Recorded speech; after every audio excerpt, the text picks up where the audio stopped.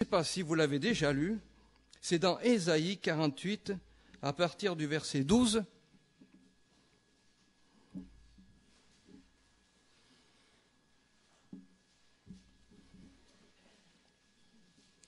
Ésaïe, chapitre 48, du verset 12 au verset 22. Il y a 10 versets très intéressants.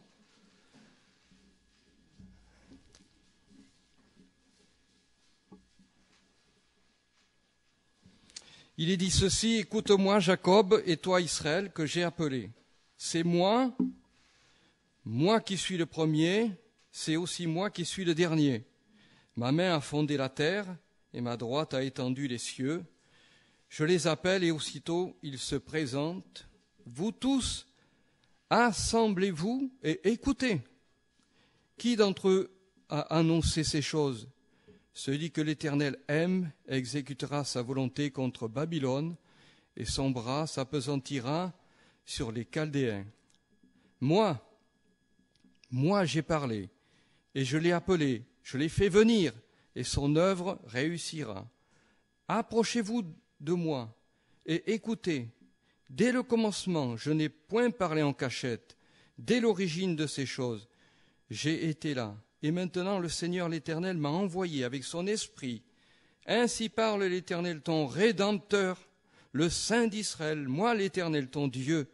Je t'instruis pour ton bien, je te conduis dans la voie que tu dois suivre.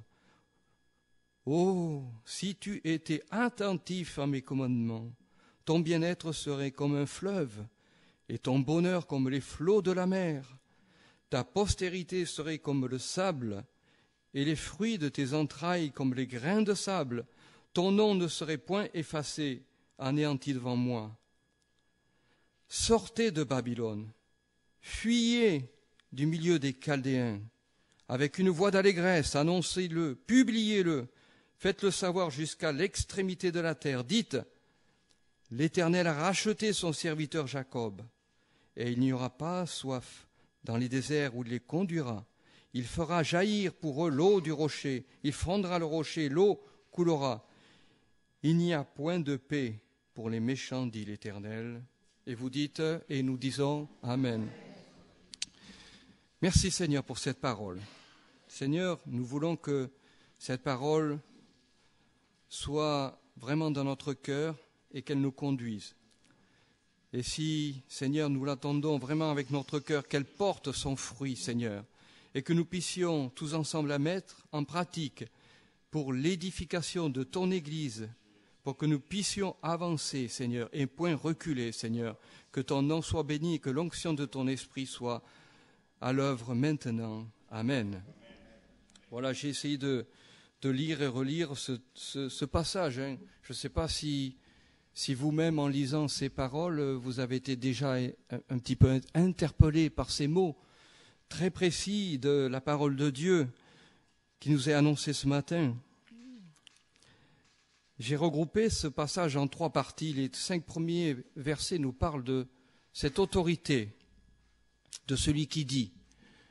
Et vous avez compris que celui qui dit ces paroles à Ésaü est notre Sauveur, bien-aimé. Jésus qui est là au milieu de nous ce matin et qui nous parle. Alléluia. Et au travers de cela, on trouve des mots très précis, le premier et le dernier. Nous trouvons dans l'Apocalypse, je suis l'alpha et l'oméga. J'étais mort et voici je suis vivant au siècle des siècles. Celui qui a fondé la terre. Ce n'est-il pas Jésus qui a fondé cette terre sur les commandements de son Père? Et le mot très précis de Rédempteur qui est là, que nous avons lu. Ces versets nous prouvent bien que c'est Jésus qui parle, comme à nos cœurs ce matin. Les 4 versets suivants marquent la nécessité de le suivre, étant attentif à ce qu'il dit, avec des commandements qui invitent à sortir de ces choses qui s'opposent à Dieu. Babylone, Babel, les Chaldéens sanguinaires, la folie du monde. Et proclamer ainsi la parole de Dieu autour de soi en rappelant ce qu'il a fait pour son peuple, comme pour nous à la croix du Calvaire. Ne l'oublions jamais. Et les 2 derniers versets sont une promesse de bénédiction. Je pense qu'une telle lecture, elle part d'elle-même. Ces paroles sont mots, c'est touchant ce matin. Et je pense que ces paroles sont tout simplement adressées à chacun d'entre nous. Je suis convaincu que pas un ce matin ne puisse être étranger à cette parole qui nous est annoncée de la part de Dieu. Si ce texte était adressé au peuple d'Israël, il est adressé aussi à nous-mêmes ce matin, plus de 2000 ans après. Vous connaissez l'histoire de Samuel? Un jour, Samuel était dans ce temple, tout jeune qu'il était, mais avec ce cœur ouvert. Et quand l'Éternel l'a appelé, sur l'ordre d'Ésaïe, il a dit « Parle, Éternel, car ton serviteur écoute. » Et c'était un jeune, hein. Et j'étais surpris quand même que l'Éternel lui a parlé, lui a pas dit 2-3 mots, lui a dit un passage et des paroles nombreuses, et que Samuel était tellement attentif qu'il a rapporté au prophète l'intégralité de ces paroles. Alors ce matin, je veux et je voudrais que nous soyons tous des Samuel, à savoir écouter Dieu parler à nos cœurs. C'est très important. Il y a un texte d'Hébreux, chapitre 3, au verset 7. Il est dit, c'est pourquoi, selon ce que dit l'Esprit Saint, aujourd'hui, si vous entendez sa voix, n'endurcissez pas vos cœurs, comme lors de la révolte, le jour de la tentation dans le désert. J'ai toujours cru que ce passage était réservé aux saints convertis. Non. Il s'adressait à des chrétiens. L'auteur des Hébreux s'adressait à des chrétiens. Donc à chacun de nous ce matin, que nous ne puissions pas endurcir notre cœur ce matin, mais ouvrir plutôt notre cœur à l'écoute de sa parole et de ce qui a été annoncé et dit. Il est réconfortant pour les enfants de Dieu de savoir que Dieu parle. Et en parlant, il veille à l'exécution de ses promesses, à la délivrance des siens, de chacun de nous que nous sommes ce matin. Dieu délivre son peuple. Et s'il le délivre, ce n'est pas pour l'abandonner ensuite. Vous êtes d'accord avec moi? Et c'était une bénédiction de savoir que Dieu veut nous parler encore et qu'il veut encore nous parler. Vous savez, quand je pensais à Adam et Ève dans ce jardin d'Éden, avant qu'ils ne tombent dans le péché, tous les soirs, Dieu venait et parlait avec Adam, parlait avec Ève. Vous savez, des fois, je me dis, mais si j'avais pu être là en ce moment pour savoir ce qui se disait. Eh oui, mais non. En attendant, il y avait cette intimité d'écoute entre Adam, Ève et Dieu lui-même, que le péché a brisé malheureusement. Il y a un appel à soi-même. D'ailleurs, ce texte d'Ésaïe 48, vous pourrez le faire chez vous, par exemple, le relire en s'autorisant, je dis bien en s'autorisant à le modifier, en disant, comme si Jésus nous parlait. Par exemple, quand il est dit « Écoute-moi, Jacob », pourquoi ne pas remplacer le mot Jacob par notre prénom? Et continuer tout ce texte avec notre personne qui est en relation avec celui qui parle et ses promesses, celui qui aime. Jésus m'aime. Ce matin, je sais que Jésus m'aime. Jésus aime le monde. Et quand je regarde la folie de ce monde, je dis, mais Seigneur, il faut vraiment, vraiment que tu aimes pour aimer un tel monde. Car Dieu a tant aimé le monde qu'il a donné son Fils unique, afin que quiconque croit en lui, et quiconque, c'est n'importe qui. Alléluia. Et je sais que cet amour, aujourd'hui, n'a pas changé. Il est le même hier, aujourd'hui, éternellement. Dans ce passage, ces mots sont percutants. Écoute-moi, écoute-moi. Je t'ai appelé. Écoute-moi, je t'aime. Tu es racheté. Assemblez-vous. Tous ces mots sont forts et percutants et nous invitent, chacun d'entre nous, à vraiment faire l'effort de savoir écouter Dieu, parce qu'il a beaucoup de choses à nous dire. 7 fois on trouve dans Ésaïe, ce mot solennel. Écoutez-moi. On a chanté un chant. Écoutez, écoutez. C'est vrai, c'est tellement important d'écouter Dieu. L'Esprit de Dieu qui habite en nous est essentiel pour entendre la voix de Dieu. Au verset 16, on trouve « Approchez-vous de moi, écoutez ». Il est évident que si nous ne nous approchons pas de Dieu, nous ne l'entendrons pas. Et je vous invite encore ce matin, tant qu'il nous reste du temps de cette écoute de la parole de Dieu, à ce que vos cœurs puissent s'ouvrir à la voix de Dieu, tout simplement. Cela ne tient qu'à nous de l'entendre, et c'est de notre responsabilité, pas de la sienne. Parce qu'il parle très, très souvent, beaucoup plus qu'on ne le pense. Et c'est vrai que des fois, on est tellement occupé, affairé, courbant parfois sous les difficultés réelles qui sont là, qu'on en oublie même de prendre le temps d'écouter Dieu nous parler. Eh oui. Vous savez, des fois, on est un peu sourd à l'égard de la voix de Dieu, un petit peu comme un enfant. Vous avez été enfant, non? C'est évident. Vous avez eu des enfants, peut-être pas tous, encore. Vous avez peut-être des petits-enfants également, eh oui. On retrouve tous la même chose. Quand c'est l'heure de venir à table, la maman appelle. « À table !» Pas de réponse. Alors, la maman crie un peu plus fort. « À table !» Toujours pas de réponse. Prend la trompette. Non mais bon coup, hein, non? Alors, au bout d'un moment, elle se décide d'aller voir dans la chambre pourquoi les enfants ne viennent pas manger. Quand si c'est pas le mari qui est à l'atelier, mais enfin, bref. Et quand la maman entre à la chambre, qu'est-ce qu'elle voit? Les enfants affairés à leur jeu, mais alors, ils sont là. Je vous ai dit de venir à table. Et le regard de l'enfant bien innocent. Ah bon?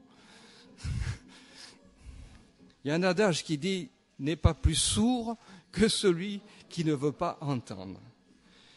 Mais je ne veux pas qu'on soit des enfants ce matin dans ce sens-là. Je veux qu'on ouvre notre cœur à écouter la parole de Dieu. C'est tellement, tellement. Ayons un cœur tellement ouvert et réceptif pour recevoir ce que Dieu a à nous dire. Ne venons pas non plus à Dieu pour l'écouter et pour entendre ce que nous voulons qu'il nous dise. Mais ça serait plutôt bien de venir à Dieu, vous savez, comme avec un livre sur lequel rien n'est écrit et qu'on va laisser le Seigneur tout simplement écrire. C'est une image, mais c'est tellement important, tellement important. Sinon, on passerait à côté de bien des choses, bien des choses. Dans Jacques, il est dit que tout homme soit prompt à écouter et lent à parler. Eh oui. Jacques, chapitre 1, verset 19, un dialogue où l'importance est d'entendre Dieu parler plutôt que de nous parlions. C'est très bien de prier. Et il faut que l'on prie. Ce matin, nous avons loué le Seigneur. Mais j'ai remarqué que nous avons eu ce temps de silence. Et c'est important, ce temps de silence. Des fois, dans nos moments personnels, nous prions le Seigneur, nous invoquons le Seigneur pour les sujets, et nous le faisons, et c'est très bien. Mais, et je parle aussi à moi, des fois peut-être ça serait bien que dans ces moments, eh bien on se dit, bon maintenant j'arrête de prier, et je veux vraiment écouter Dieu me parler. Et vous serez surpris de savoir ce que Dieu a à vous communiquer. Regardez Marie, considérez Marie. Marie était aux pieds de Jésus. Elle écoutait la parole de Jésus. Et Marthe, sa sœur, était affairée à des diverses activités. Jésus a loué Marie en lui disant qu'elle a choisi la bonne part. Que nous puissions ce matin vraiment prendre cette bonne part que d'écouter Dieu parler à nos cœurs. Il est dit ainsi parle au verset 17, l'Éternel ton Rédempteur, le Saint d'Israël. C'est moi l'Éternel ton Dieu qui t'enseigne pour ton bien, qui te guidera dans le chemin que tu dois suivre. Cette phrase, ce simple verset devrait résonner dans notre cœur pour nous motiver à écouter Dieu nous parler. Dieu est un guide pour nous. Dans Ésaïe 58, verset 11, il est dit « L'Éternel sera toujours ton guide, il rassasiera ton âme dans les lieux arides, et il redonnera de la vigueur à tes membres. Tu seras comme un jardin arrosé, comme une source dont les eaux ne tarissent pas. » Et ce jardin, ce matin, je me dis, mais qu'est-ce que ce jardin? Sinon, mon cœur avec ce désir que Dieu arrose ce cœur de sa parole bienfaisante. Et au verset 18, je ne sais pas si vous avez aussi remarqué, il y a ce... J'essaie de faire attention à chaque mot. Il y a ce « Oh ». Vous l'avez vu au verset 18 ? « Oh » si tu étais attentif. J'ai l'impression que notre Seigneur Jésus-Christ pousse un soupir parce qu'il s'adresse à un peuple qui ne l'écoute pas. Oh, si tu pouvais entendre la parole de Dieu résonner dans ton cœur, te donner les directives, te donner la direction, te donner les bons choix. Que d'erreurs on s'éviterait, que de malheurs, que de paroles malheureuses on éviterait de dire, que de difficultés dans lesquelles on se mettrait, on éviterait si on savait écouter Dieu. Regardez la parabole des talents. Je ne sais pas si vous avez remarqué, mais ce maître qui envoie ses serviteurs, à un, il met 5 talents, 2, 1, 10, 5 plutôt, et 1. Il a dit aux 3 la même parole. Vous êtes d'accord avec moi? Le même ordre. Et 2 ont bien écouté le maître, mais pas le 3e. C'est de là la responsabilité qui nous revient à chacun d'entre nous. La parole de Dieu est la même pour chacun de nous. Alléluia. Et notre responsabilité est exactement la même. Au verset 20, par exemple, quand il est dit « Sortez de Babylone, fuyez du milieu des Chaldéens », je me demande pourquoi le Seigneur a choisi ces 2 peuples. Et en fait, en réfléchissant, Babylone avait pour origine Babel. Vous connaissez l'histoire de Babel, cette fameuse tour que les hommes ont élevée pour aller voir Dieu. Derrière cette pensée, il y avait sûrement cette notion de vouloir dominer Dieu. Que nous ne puissions pas être influencés par le Babel d'aujourd'hui. J'attire votre attention sur tout ce qui se fait. On est en train de rentrer dans une ère où l'homme veut dominer Dieu, veut modifier sa nature, etc., etc. Soyons en dehors de toute cette affaire. Et Dieu nous en parle ce matin encore. Fuyez du milieu des Chaldéens. Le Chaldéen, croyez-moi que c'était un peuple sanguinaire. Je ne vous dis pas les horreurs qu'ils commettaient. Et nous n'avons pas à nous mélanger avec ces choses-là. Et il est dit avec une voix d'allégresse, publiez-le, faites-le savoir jusqu'aux extrémités de la terre. Dites, l'Éternel a racheté son serviteur Jacob. Et c'est vrai de pouvoir témoigner aujourd'hui de ce que Dieu fait dans nos cœurs et dans nos vies, de sortir même de cet état parfois de péché dans lequel nous pouvons être et qui nous empêche d'entendre Dieu, parce que le péché nous empêche d'entendre Dieu parler. Il nous parlait de chemin. Dans quel chemin sommes-nous ce matin? Est-ce que celui le nôtre ou celui de Dieu? Celui dans lequel nous avons entendu la voix de Dieu ou celui dans lequel on a entendu la voix de notre propre conscience? Et enfin, la grande question qu'on peut se poser, comment entendons-nous Dieu nous parler? Vous n'êtes jamais posé cette question? C'est une question qu'on se pose. Job disait, eh oui, Dieu parle tantôt d'une manière, tantôt d'une autre, et la suite pour moi est quand même terrible. Il est dit, et on n'y prend point garde.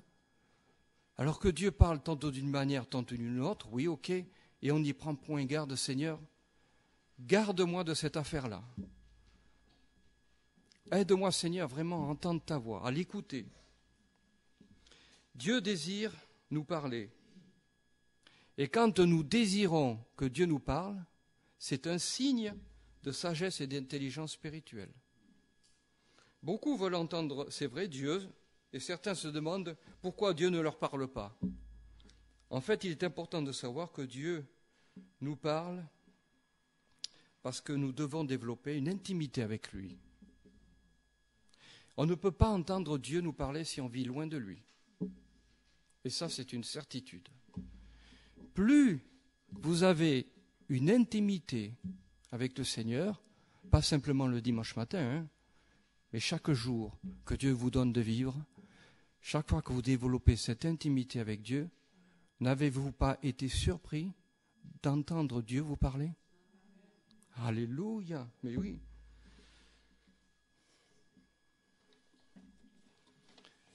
Je peux vous donner quelques exemples où Dieu nous parle. Déjà, ça commence le jour où Dieu nous appelle. Rappelez-vous ce jour où le Seigneur vous a appelé, vous a fait voir votre état de péché, que vous avez considéré que « Oh là, mais je suis un homme pécheur et j'ai besoin d'être pardonné » et le Saint-Esprit a mis le doigt dans votre esprit pour vous révéler la nécessité de repentance. Alléluia. Et là, c'était la première fois que Dieu vous parlait. Et moi, je m'en souviens, j'avais 15 ans. Ça fait plus de 43 ans. Je ne l'ai pas oublié. Ma mémoire n'a pas flanché sur ce soir-là où le Seigneur m'a parlé. Et c'est tellement, tellement, tellement important. La première fois que Dieu parle à nos cœurs. Dieu nous parle au travers de sa parole.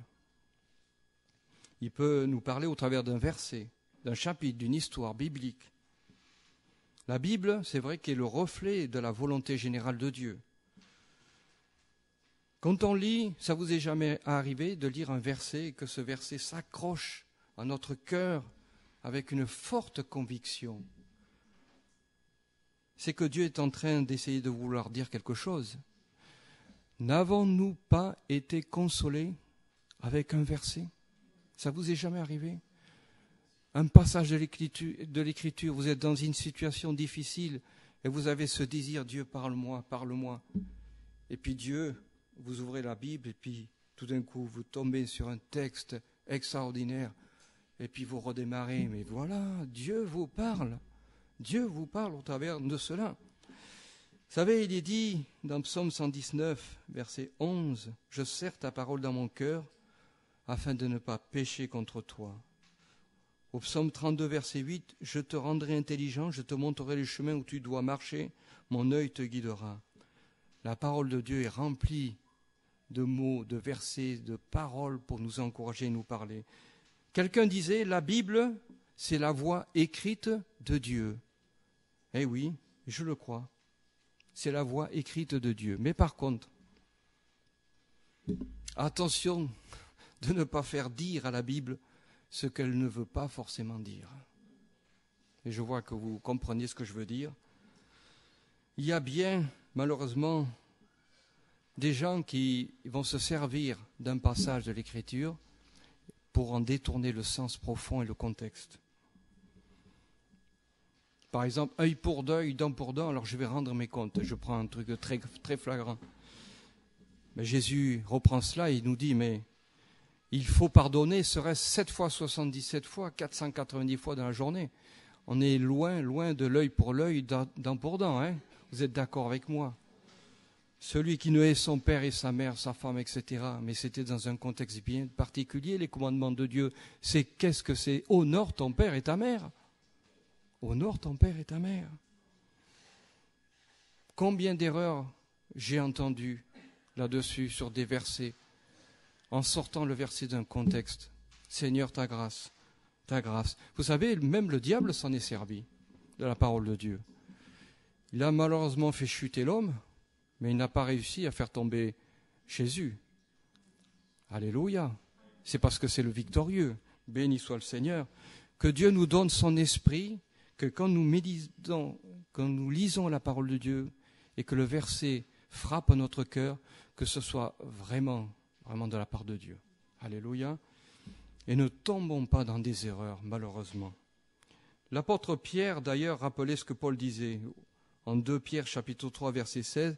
C'est ce qu'il fait dans toutes les lettres, en parlant de Paul, où il parle de ces choses dans lesquelles il y a des points difficiles à comprendre, dont les personnes ignorantes et mal affermies tordent le sens, comme celui des autres Écritures, pour leur propre ruine. Malheureusement, soyons prudents avec ces choses-là. Et ça peut occasionner des dégâts terribles, terribles. Par exemple, dernièrement, on a entendu parler d'un fameux retour du Seigneur, le 17 septembre. Je ne sais pas si vous en avez entendu parler. Je me suis quand même intéressé à cette affaire et je me suis rendu compte que c'était une personne qui avait écrit 148 pages. Je les ai vite effleurées en me disant, mais c'est pas possible. Quel temps perdu. Quel temps perdu à essayer de calculer le jour du retour du Seigneur. N'empêche que ça crée un flou et environ 2500 personnes sont rentrées en plein là-dedans, dans cette affaire. Ils se servaient de textes bibliques, ouais. Sauf qu'après, on s'est rendu compte que, bien évidemment, ça ne venait pas de Dieu, et que des personnes même sont allées jusqu'en Israël avec un billet aller, pour aller se faire baptiser là-bas et d'attendre le 15 septembre le retour du Seigneur. Je vous laisse imaginer aujourd'hui le dégât que ça occasionne dans leur cœur et dans leur vie. Comment voulez-vous après leur parler de la parole de Dieu? Quelle folie! Soyons très prudents. Dans nos moments intimes, ayons cette relation personnelle avec Dieu. Ça, c'est le deuxième point. Quand je parlais de l'intimité avec Dieu, soyons attentifs à ce que Dieu a à nous dire. Vous savez, quand des fois, dans les décisions, on recherche la volonté de Dieu nous parler, et le fait des fois de sentir qu'on n'a pas la paix, c'est que Dieu nous parle. Je crois que c'est que Dieu nous parle, nous dit faites attention.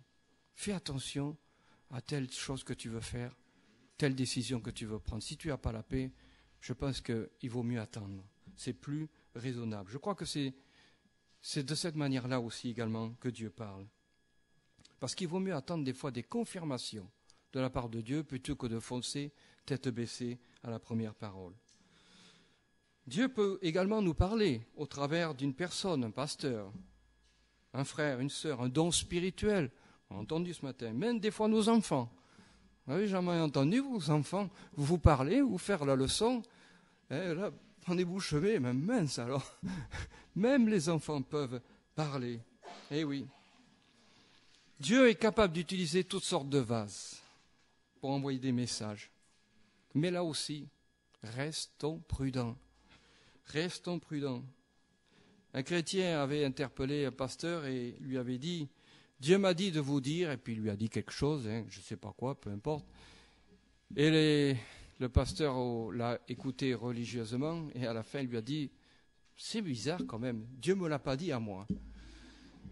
Je crois que ça parle d'elle-même, cette expérience. Soyons prudents dans ce que nous avons peut-être à dire à un frère et une sœur. Soyons sûrs de ne pas nous tromper, parce que là encore, depuis tant d'années que je suis dans les églises, j'en ai vu des choses, des maladresses, des paroles dites de la part de Dieu qui ne venaient pas de la part de Dieu et qui ont causé d'extrêmes dégâts. On peut dire aussi de la part de Dieu bien des choses. On peut sentir une direction sans entendre la confirmation. On fonce tête baissée dans cette affaire. Je sais qu'il n'y a pas longtemps, il y avait 2 couples qui étaient venus pas loin de chez nous, dans un petit village, qui avaient acheté une maison avec la mission de la part de Dieu d'ouvrir une église.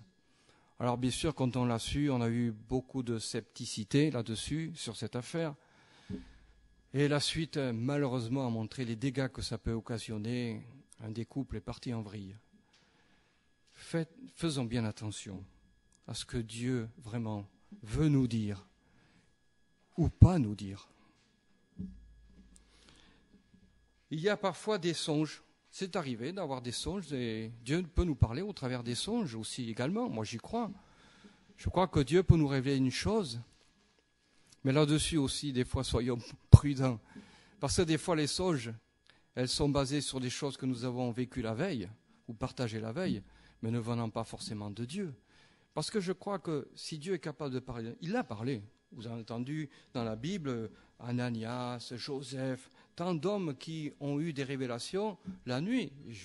Dieu peut parler aujourd'hui encore au travers de cela, mais je crois qu'il donne vraiment des confirmations. Et il donne la certitude que cela vient vraiment, vraiment de lui. Alors faisons bien évidemment attention à tout cela.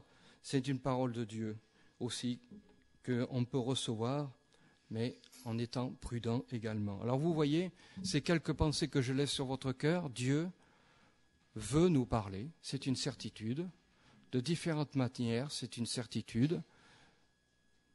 Et s'il veut nous parler, c'est qu'il veut nous conduire, nous diriger vers là où il veut.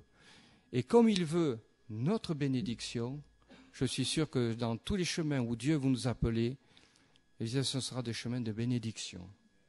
Mais pour moi, le plus important, et je finis sur cette pensée-là, le plus important, c'est que plus on est en communion avec Dieu, plus on s'éloigne des choses mauvaises, plus Dieu nous parlera d'une manière audible. Il nous parlera d'une manière audible dans notre cœur. Il nous dirigera. Nous serons étonnés de ses paroles. Nous saurons que ça vient vraiment de lui et qu'il a des bonnes choses à nous communiquer.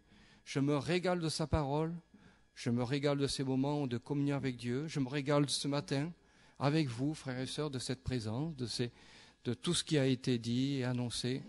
Mais je vous encourage, frères et sœurs, à abonder dans ce désir d'écouter Dieu nous parler. Et je sais qu'il nous parle et il nous parlera encore jusqu'à son retour. Amen. Que Dieu soit béni. Nous te bénissons, Seigneur, pour cette parole. Seigneur, c'est vrai.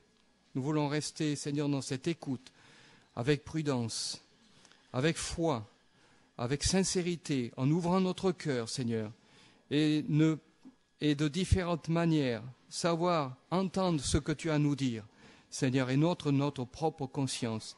Seigneur notre Dieu, dirige nos cœurs vers cet appel, dirige nos cœurs vers cette écoute, rends-nous sensibles, aide-nous, Seigneur, à développer cette intimité avec toi, Seigneur, notre Dieu, sachant que c'est tellement, tellement important, Seigneur, afin d'être comme tu le désires, Seigneur, des hommes, des femmes prudents, développant cette relation, allant sur le chemin que tu nous as tracé par avant, sachant que tu marches devant nous, Seigneur.